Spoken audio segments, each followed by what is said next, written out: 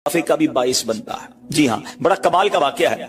हजरत ईसा अलैहिस्सलाम के जमाने में एक धोबी था, लोगों के कपड़े आपस में तब्दील कर देता था। तो लोगों ने हजरत ईसा अलैहिस्सलाम को उसके बारे में बताया कि हुजूर ये बंदा बड़ा गड़बड़ बंदा है, सबके कपड़े मिला देता है, तो आप जो है इस बंदे के लिए कुछ कीजिए। आपने अल्लाह की बारगाह में इसकी हलाकत की दुआ कर दी। वो बंदा धोबी अपने मामूल से घर से निकला, उसके पास 3 रोटियां थी। एक साइल आया तो उसने एक रोटी उसे दे दी। साइल ने दुआ दी, अल्लाह ताला तुझसे आफाते समाविया यानी आसमानी आफतें से तुझे बचा ले।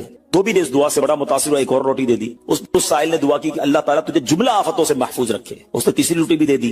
तो धोबी से उस साइल ने दुआ की अल्लाह ताला तुझे तौबा की भी तौफीक अता फरमा। अब एक बड़ा सांप जो है उसकी गठड़ी में दाखिल हो चुका था, क्योंकि अब उसकी हलाकत की दुआ हो गई थी। उस सांप की गोया कुदरती ये ड्यूटी लगाई गई थी कि इस धोबी को काटना है। जब धोबी कपड़े लेने के इरादे से उसने गठड़ी के अंदर हाथ डाला तो फरिश्ते ने उस सांप को लोहे की एक लगाम डाल दी और वो धोबी सलामती के साथ वापस आ गया। धोबी को पता ही नहीं चला क्या हुआ है। लोगों ने हज़रत ईसा अलैहिस्सलाम से अर्ज की कि ए रूहुल्लाह, धोबी तो सही सलामत वापस आ गया, आपने तो उसकी हलाकत की दुआ की थी, आप तो अल्लाह के नबी हैं। जरा सुनो, हज़रत ईसा अलैहिस्सलाम ने उस धोबी को बुलाया, फरमाया बताओ तुमने कौन सी भलाई की है। कहता 3 रोटियां थी, तीनों अल्लाह की राह में सदका की, और वो मुझे फकीर जो था वो हाथ उठा उठाकर झोलियां उठा उठाकर दुआएं देता रहा।